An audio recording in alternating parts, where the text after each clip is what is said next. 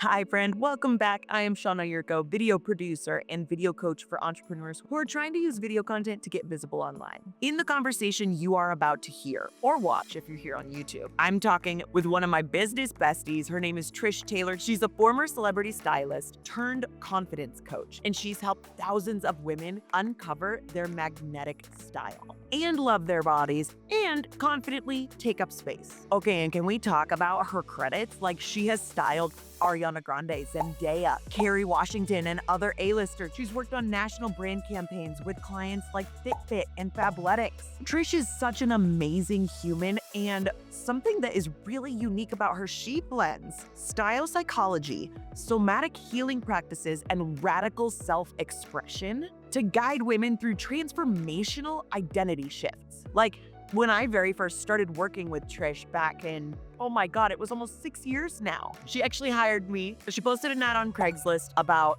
hey, I need a videographer to come shoot a few videos to advertise my course. And I didn't even remember the email I sent to her, but a few years later, she was like, yeah, I just remember your email and you were like, I'm your girl. And I was like, you are my girl. So we love each other. Something about Trish, she is so freakishly smart. She's a human design projector. She's like the wise woman who has all the knowledge that you could ever need when it comes to her expertise. Holy cow, I can't wait for you to hear this episode, because even to this day, like, I've filmed so much content with Trish, friend, and in this conversation, she still said things that blew my mind that I was like, oh, I never thought about that. And we've filmed so much content together, and I've learned so much about her business already. So I can't wait to hear what you take away from this episode. If you're watching on YouTube, make sure to hit subscribe so that you can get more videos like this one and tips, tricks, strategies to get visible with your video content online. And if you're listening to this in your earbuds, just as the podcast, I'm so thrilled you're here, my friend. Let's get into this episode. Hi, friend. Welcome to the Creative Minute, a podcast for the entrepreneur who's obsessed with personal growth, creativity, and marketing strategy. My name is Shauna, and I am a super nerd about all things content and entrepreneurship. In this space, we are sharing stories, tips, and actionable steps that will help you get more creative and have more fun with content creation. I'm all about making content fast and easily so that you can crush your visibility goals and actually move the needle in your business. Plus, we'll talk about how to chase after the best and most authentic version of yourself in your life, business, relationships, and more. So pull up a seat and let's have a brunch-style chat and break things down in a way that feels easy so you can focus more on doing the things that you actually love and want to spend your time doing. Let's get into it. Hi, friend. Welcome back to the Creative Minute. I am here today with one of my favorite humans on this planet. She's one of my first entrepreneur friends that I made after starting my business out in California. I have Trish Taylor with us today, and she was a celebrity stylist for a long time. And then she transitioned into, I'm going to let her tell her story, but she was such a big catalyst for me in understanding how clothes can basically improve your, obviously, your visibility online and communicate your messaging, but also just in life. So without further ado, please let me introduce you to the fabulous Trish Taylor. Hi, Trish. Hi, I'm so happy to be here with you. You're just the best. Oh, it's so much fun to be here and pour into your beautiful community and just talk about all the things that just help us stand up, take up more space as women. It's so good. Oh my God, yes, we preach, please, because we need to be able to take up this space. I just want to dive straight in. Will you tell everyone who you are and what you do? Because gosh, you have such an awesome gift. Thank you. Yeah. I'm Trish Taylor, and as Shauna said, I started off as a celebrity stylist, and it was so cool. It was all the things that my small town girl heart wanted it to be. It was very glamorous, and it was something that I was really trying to get into for the credibility factor of it all. But when I started celebrity styling, I realized that there was a big part of my entrepreneurial journey that was missing. When you're styling celebrities, it is cool. You get to work with all of the fun, amazing designers. You get to work on red carpets and music videos, and your work is widely known and people know what the heck you're doing. As a personal stylist, which is something that I transitioned into later when I met Shauna, I was transitioning into this phase where I started not only working with everyday awesome people like you and me who need support just feeling good in their body and at home in their world, and just being seen just as they are. But I started working with entrepreneurs too. And what I realized was what I was missing in the celebrity styling space was it was really a job for them, right? They were showing up, they were doing like, and no, and nothing is wrong with that, right? But they were doing the thing, and they were just putting on the clothes, and they were going about their life and their day.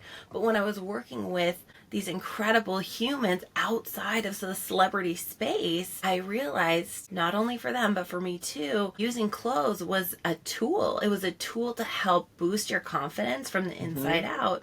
And so I started to see like my own confidence shift. I started to see the women around me, their confidence shift, and we started to show up in new and more powerful ways just by changing the way that we saw ourselves, the way that we allowed people to perceive us. And so that was the very beginning of the very beginning of my journey. I'm so excited to share and pull back the curtain a little bit. It's been a meandering road, as it has been for all of us probably here in this room listening. So I started off with like big goals of being a celebrity stylist because I'm like a girl from a really small town, and it was just everything that my dreams were made of, right? Like so glamorous, so cool. And I don't know, 15 years ago when I started this, people didn't realize that you could have a stylist of your own. And so that I thought was my only career path. But when I was in it and I had these like, oh my gosh, like 26-hour days on set, and I was like styling celebrities that,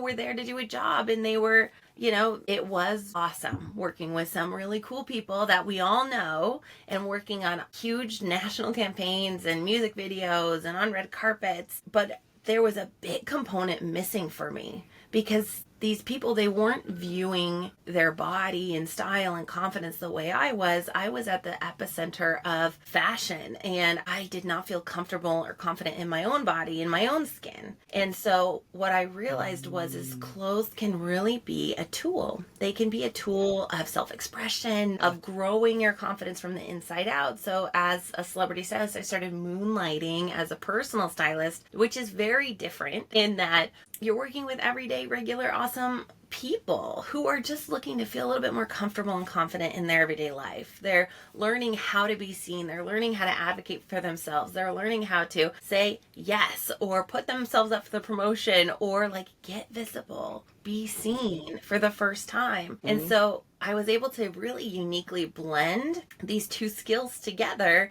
and start working with entrepreneurs. And I was helping them step into the spotlight in a really creative art director type way that I was doing it as a personal stylist. But the fun twist to my work is that I also have a background in clinical psychology. And so I was able to bring in somatic healing and personal development and really connect from the inside out how people were viewing themselves and how they wanted to be seen. And so that became a really powerful tool, not only for me, for my journey, but for so many of the women that I worked with. It's huge. So I really love how you like echoed the sentiment of these celebrities were really cool to work with, but like they were there to just do a job. And it for anyone who's listening that you're kind of like, well, why would you ever leave that kind of thing? Like, or that kind of gig? What Trish is saying, like people show up and it literally is your job. When you get on set, you are put in the hair and makeup chair. Then you are sent to the stylist. You don't get to choose what you wear. You don't get to like give your own feedback. Usually you might have like a little bit of feedback, but it is ultimately up to like the producer and the director of what you're wearing. So like Trish was doing awesome work and choosing amazing styles, but working one-on-one with the client wasn't really like the focus. It was working one-on-one with the production. So it was helping them step into a character, but with my clients, I help them remove the mask. So I'm helping them step into their own persona, where as a celebrity stylist, I was just helping them put more masks on, right? Yes. And there is a place for that, and that's awesome. But I think that what you do now is so like soul fulfilling. And that was one thing that I loved about like working with you. So a little bit about our backstory. Trish was one of my very first clients when she found me on Craigslist. It's been a long time. We have a long history. It has been. She was like, I need to do some brand videos. And I was like trolling on freaking Craigslist. I don't even know if that's the correct verb, but I was just trying to reply to everything because I was just in that hustle phase of just starting my brand new business. I just had a baby. And I remember replying to you and I was like, You I'm your did. girl. And I was like, wow, I really love her energy. I think she is my girl. And we just have been biz besties ever since. I just freaking love working with you. We have created a ton of magic since then. And we can talk more about that in a little bit, but I want to hear more about the clients you're working with now. And like the words visibility wounds popped into my brain. Do you see this a lot Yeah, with your absolutely. clients? With myself, with my clients. Okay, talk to me Yeah, about how you absolutely. see it. I see it often. I'll say that it's evolved. My understanding has evolved over the years, especially working with entrepreneurs. I've been able to work so closely with them, and I have such a personal connection as well. And what I always knew is that yes, we get this kind of like visibility hangover almost, right? Yeah. And it's Yes. because we don't Yes. feel safe being seen ultimately, right? Like when you really unpack it, maybe you're charismatic, maybe you really maybe like on the surface you don't care so much, what other people think. And I get it because I have been through the varying stages of like visibility comfortableness. But Yes. with many of my clients, what I see reverberating is that they feel this fear of judgment and they're worried externally about what people are going to think of them, how they're going to be perceived. Like, oh my God, what if I fail? And they have this imposter syndrome. Like, what if I make it and people, they don't think I deserve it, or I am who I am, or I'm not worthy of it. And so what it really is underneath it all is a self-judgment that we're trying to work through. And so I think that's Yep. why I'm so drawn to this work with myself, with my clients, because like, gosh, like so many of you out there, you're probably your very first client. And with me, like, gosh, my whole life I struggled with feeling safe being seen, with trying to please everybody else around me, right? Like trying to fit into a specific mold, right? Putting on that mask myself, and learning how to take it off was about claiming my own sovereignty, figuring out, like, am I worthy of being seen just as I am? Do I have to do anything in order to earn my place here? And I thought that I did, like that's why I became a celebrity stylist. That's why I went back to school to get my master's, because everybody was like, what? You just play with clothes? Oh, you're a stylist? You're a hairstylist? No.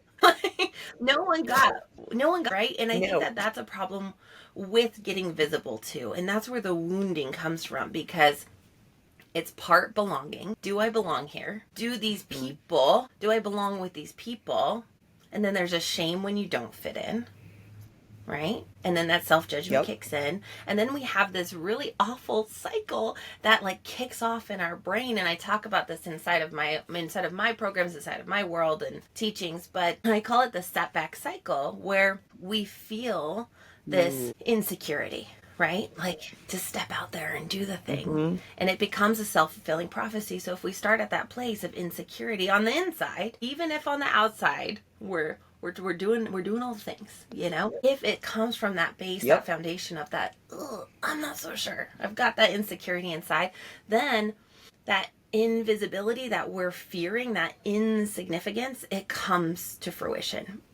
Because we no longer feel worthy of being seen. And so then over and over the cycle repeats. And that's where these wounds come from. That's where we no longer feel safe being seen. And so when we can use something as simple and as kind as style and fashion to help you build this like support system around you, I feel really good in these beautiful accessories, or I feel really good in this awesome blazer, like this really says what I want to say without me even having to say it. You start to reclaim that belonging to yourself, and then you get to find your people because they see themselves reflected in you. And so you start to heal these wounds by almost remothering yourself in this kind way, by giving yourself the support to wear what you want when you want, whether you have the quote unquote perfect body or not, or you're ready to be seen as the entrepreneur in your space that is at the top of everything, right? You have a little bit more grace for yourself. I love that. Excuse me, sorry.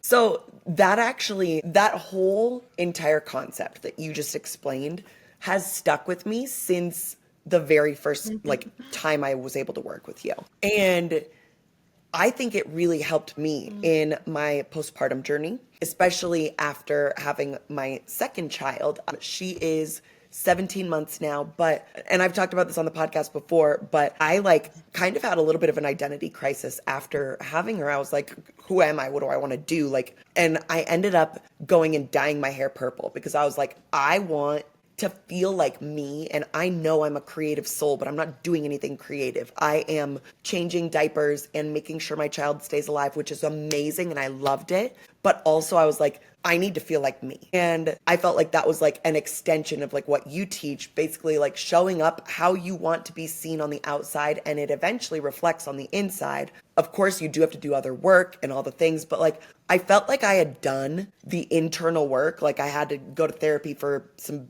pretty deep things over the last couple of years. And then I didn't feel like it matched on the outside. And finally I was like, what would Trish Taylor do?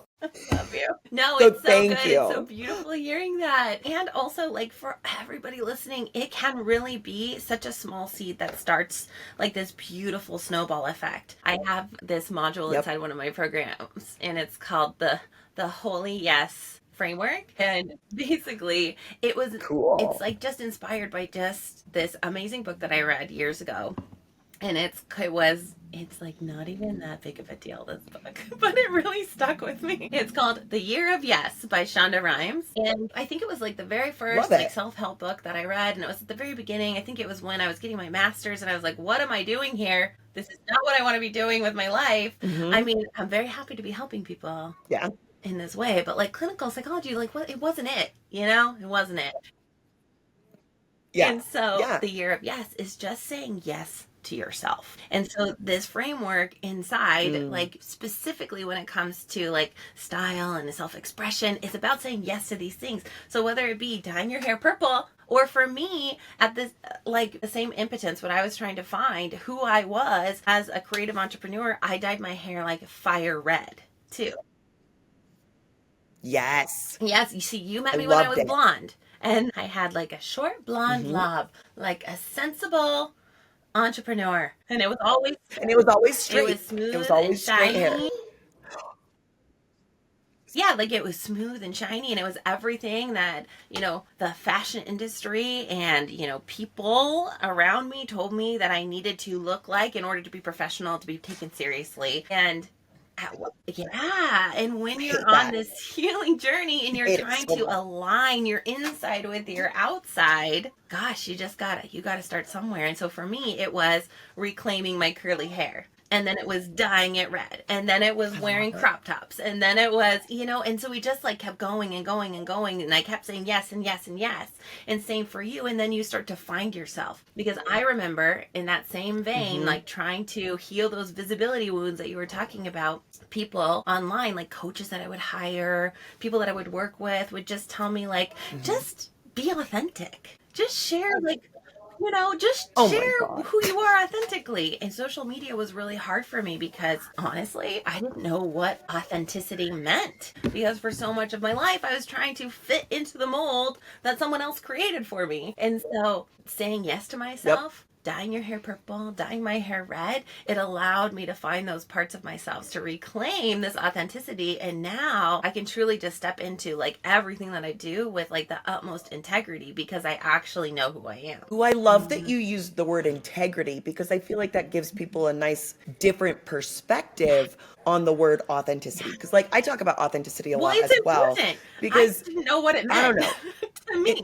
It is totally. But also like when people are like, oh, you just need to be yourself, so it makes a lot of people go, what? And for me, I am an emoji. I am a human emoji, like my face is. And if people think, like if people see my face, they know what I'm thinking, basically. Like if I think something's dumb, it is written clearly on my face. It's something I've never been able to control. It's gotten me in trouble. But I feel like it also allows me to just be like, yeah, like this is who I am.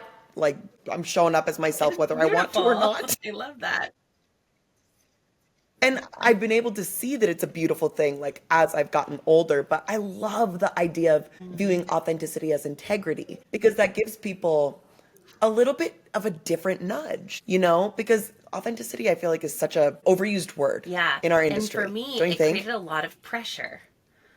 You know, Yeah.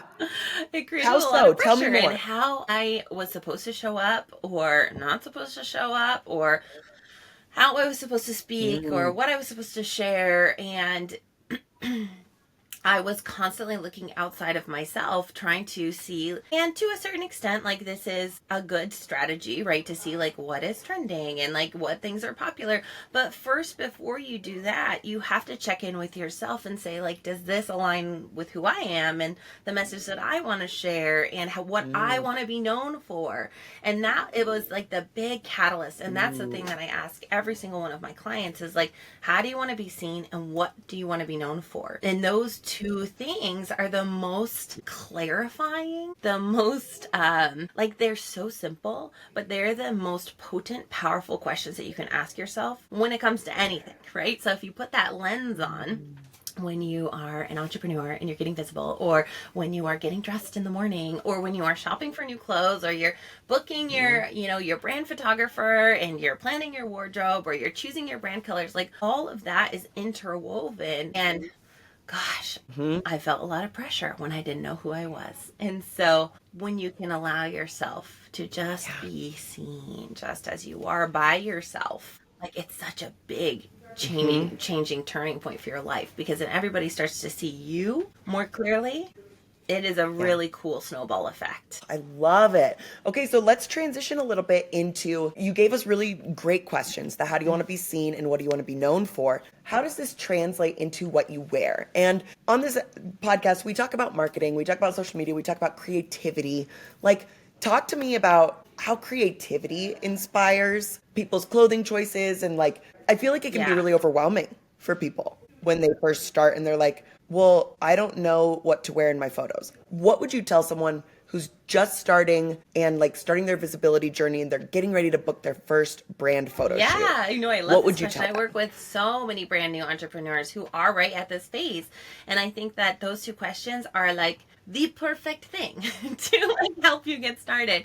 And so Yeah. even if, I hope that you go to YouTube and you watch this, because you'll get to see like us side by side and you can see this so Yes. clearly demonstrated. But Sean and I have like a completely different style. We have different vibes, we have different ways of Yep. communicating. Our programs are totally different. How we want to be seen is different, right? Like, I am a creative person, but it is Hmm. not, but like, that's not something that I necessarily need to be known for personally, right? But for you, it Right. is very Right. important that you are known for your creativity. And look at what Shauna is wearing. She's wearing like a comic blazer. So she's blending this professional silhouette, a traditional blazer silhouette, but she's reclaimed that with her personality with this like comic, bright color, awesome print.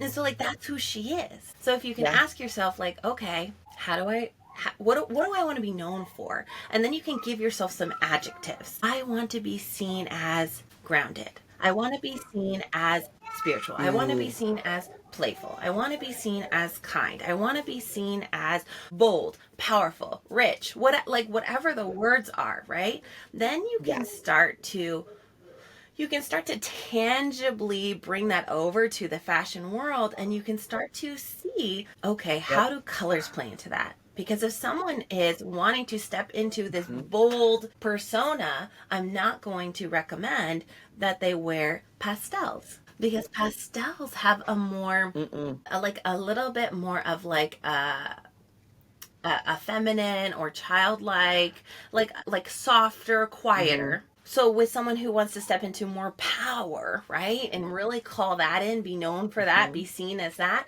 then you want to have bolder colors. So like, think saturated Hmm. colors, dark reds or bright reds. Like, it's the color tells such a big story. Shape and silhouette can really help tell this story. So really, we're just creating this visual communication loop with how you want to be seen and what you want to be known for, right? Those two Love. questions. And so once you have those adjectives come to life, you can start to figure out, okay, how can I then bring this into my closet? How can I use this to paint a picture of the way people are seeing me? And so for Shauna, it's not only just bright Hmm. colors. right? Like she also wants to be seen as a creative professional. And so that's where this blazer is such a perfect example of, like, you know what I mean? Like it's just such a perfect example because we have the bright, the bold colors, the fun print, but then we can't just wear like that. It could read a little bit casual, right? Like we have to blend it. And so then putting that onto a really professional blazer is like perfect. Perfect. Yeah. Right? And so for me, my So words fun. are I want to be seen as like grounded. I want to be seen as like empathetic. I want to be seen like my words are edgy, bohemian. Like I just want people to feel comfortable in my energy. And so often my hair is like down and it's a little bit like big and messy. I have these very bohemian glittery earrings on. I have a sheer mesh top on, but it's in an earth tone. Thank you. So it's bringing Love. in that sexy, but it also is casual. And so there's ways that you can bring your personality to life with how you're being seen. So good, Trish. That was such a like beautiful way of putting people on a starting point because with so many stylists you'll be like, okay, so you need to wear like these 5 outfits, but I love that you took us through the process of, okay, how do you want to feel? How do you want to be seen when you're feeling these ways? And then how can that translate visually? Because like with me, whenever I walk through stuff with clients, I'm like, okay, let's think about B-roll and what B-roll could tell this story. And I'll like go through their brand questionnaire and like words will pop out at me and I'm like, oh, this is a visual word. What could this visual mean? And then we choose B-roll shots based on that. So like, for example, if someone says they are, God, I'm trying to think of an example off the top of my head and I'm fallen flat. For me, if you are afraid of being seen, like maybe we actually use B-roll that shows you hiding. I know that we did that in a couple of our shoots and it was so funny and so good. Yeah, And you should those link ads them did below really because they're well for just you, so didn't they? funny. Oh my God, they're It so was funny great. and It so was good. so I loved them. good. Yeah, working with you, it just like it lights all the creative sparks. It's so good. Oh, that's a Yeah. really nice compliment. Thank you. That's like all I want is to be able to be the manifester to all the friends. And by the way, Trish is a projector. Do you know what You your know what? Enneagram is? Enneagram is like it's a hard thing for me because so I would That's always get okay. it. I mean, I would always take it. I've taken it half a dozen times, and each time I would get a different. I would get a 3 or I would get a 2. But the reason that Enneagram is hard for me is because, or at least that season in my life, is because you can manipulate your answer with self perception, right? And so that's why I really loved human design. Like human Yep. design really helped me step into that like authentic integrity in a really beautiful way. It gave me a lot of permission to Yes. just like be myself. What? Where Uh-huh. Enneagram, I love, but Totally. but I never got a clear answer because I was changing my answers. You know, like oh, but I should answer it this way, and so I should take it again. I think my friend though, who's super Ooh. into Enneagram, said potentially I'm an 8, but I could be wrong. So there's a lot of shared energy between the three that you just Yeah. said, the 2, the 3, and the 8. And And we're so all a I'm a little of 3. each, right? Which is What like I you're was balanced, right? You're all a right. little bit of each of them. Right. Oh my gosh. Well, I heard that you're supposed to take the test as if you are 20, your 25-year-old self. So back when you were 25. Or like if you're younger than that, if you're younger than 25 right now when you're taking it, like take it as yourself now. But for us oldies, take it as if you're 25. And when I did that, I Just say, I got don't a know if I little bit of want a to be different her answer. And on I was like, Enneagram. oh. But the thing is, like, the Enneagram's really cool because, like, your Enneagram is always going to be the same throughout your life, Yeah. but you become more at home in the other ones, like through personal growth and stuff. But it's like when you are naturally at your best and naturally at your worst, these are some things that can happen. And I love that. And it, like, is your motivation. I could totally see you being a 3 too. I'm I not a don't know if I could 3. see you For being an sure, 8. I'm not a 3 I don't know. because I actually don't care Okay. about performing for other people, right? Like I am definitely not that. I am not the person. Okay. I am not that competitive. Like I like a good game and stuff, but I'm not that competitive. I'm just like, oh, do you? That's fine. I'm just gonna sit this round Oh my out. God, I In love it. fact, you know what I really hate so much on a deep core level is I hate escape rooms. I did them twice. I'll never do them again because I did them So What do much, you hate about so them? much. I did them with I've done them with my husband and his brothers, and they're so wonderful. But they're all No. Enneagram threes, and I'm over here like I don't actually care who gets No. the right baseball reference. I know, right? Okay, I just want to leave this room. and then I did it with a group of friends, and I think like, gosh, there were like 10 of us, and the one spearheading is for sure she would like had to have all the answers right, and it was a big deal for her, and so I can have Oh, sympathy for that, and don't want to be in the room locked in there ever again. And so I have never gone again. It's been 10 years, I swear. oh, oh my God, I love that with all my heart. That's so funny. So good. Thank you for going with me on that tangent. I want to come back to like clothes. What if someone were to be choosing certain types of clothes for their shoot? What would you tell them to do?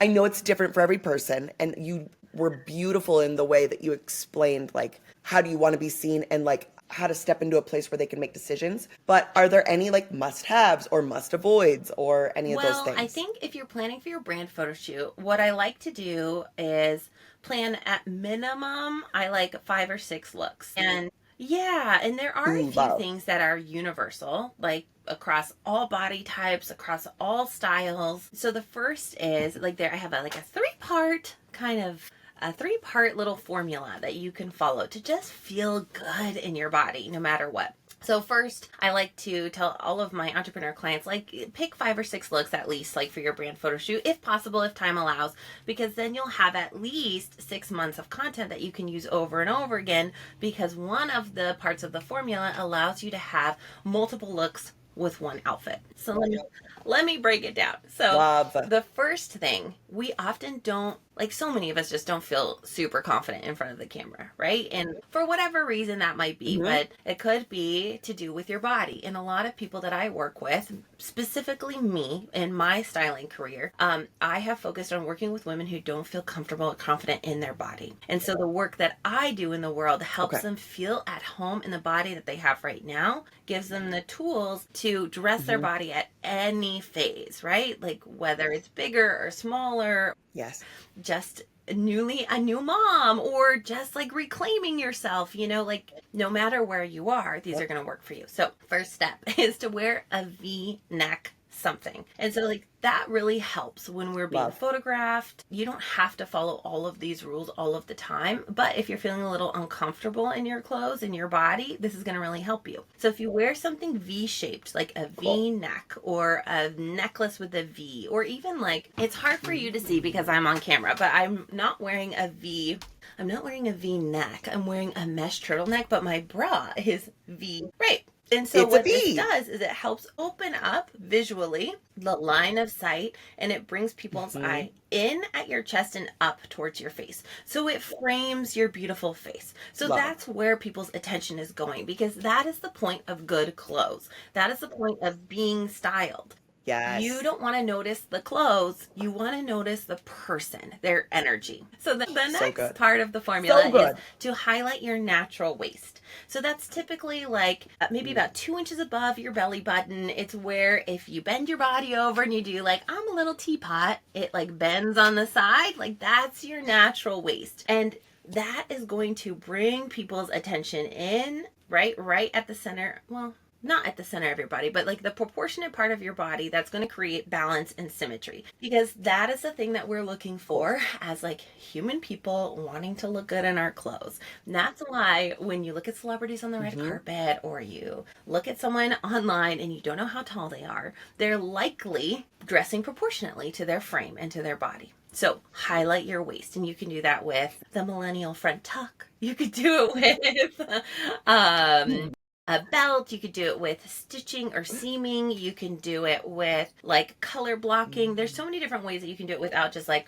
tucking your shirt in. And then lastly is to wear layers. So mostly this is for like creating a lengthening effect, like a column like lengthening effect on your body. So when you have this draping, your eyes are going inside of where the jacket is or inside of where the sweater is. And so it's creating a long line for your eye. So really, right, we're bringing them in at our waist, we're drawing them up with our V-neck, and then the portion that they see is long and lengthened. Now, when you're an entrepreneur, specifically that last one, the layering one, if you take photos, right, like add layers, put a hat on, put accessories on, put a jacket on, put a layering piece, not only does that provide more polish, it gives you more of an interesting layered look that is fun to look at on camera and tells more of your story, right? Because we're bringing all the parts of your personality. But you get a few photos in that, and then you take off a piece. So you take off the hat, and then you get photos in that. And then you take off the jacket, and then you get photos in that. And now you have 3 looks for the price of 1. And if you do that for 6 looks, oh my God, you've just created so much evergreen, authentic content. Amazing. Oh my God, that's so good. Okay, I want to end with this question, or kind of end. What are your thoughts on wearing black? Like, what do you mean? I like it. Well, I mean, I love a black outfit, but like in the past, you've said before to me. Yes. I don't know. I don't know about my stance on that anymore. Yeah. Oh, that's okay. Well, I feel like you were really great about being like, it's not just the best thing to always go to black. Thoughts and feelings about black. Thank you for reminding me that I do have strong opinions about this. Of course. It took me a minute to remember. Okay, so I think the part that I will let go is that it ages you. Sometimes people will worry, right, when they're on camera or when they're getting their photograph taken, that they're going to look older than they appear. And I really want to rewrite that story for all of us, because I think that is just such limiting narrative that has been gifted to us by the patriarchy. And I know. Rude. And I think it's just really kind of crappy. Same with colors, like getting your colors done. I have strong opinions about that as well. I was going to ask, should we get our colors done? Like a supportive thing for you, then do it, right? Like if that feels good for you to know that about yourself. But what I found with many of my clients is when they get their colors done, they then feel boxed in again. So it's just another rule that you're giving yourself. And so what I think actually is better is figuring out like what makes you feel that joy, like what makes you excited to wear it. And that's what's going to bring that energy, that smile, that radiance. It's not so much just the shade of blue that you're wearing. I mean, it's true that there is color theory. Yes. And if you really love it, like wear it. It's going to make you feel good, and it's going to make other people see you in that way as well. Same with black. Now, my issue with black is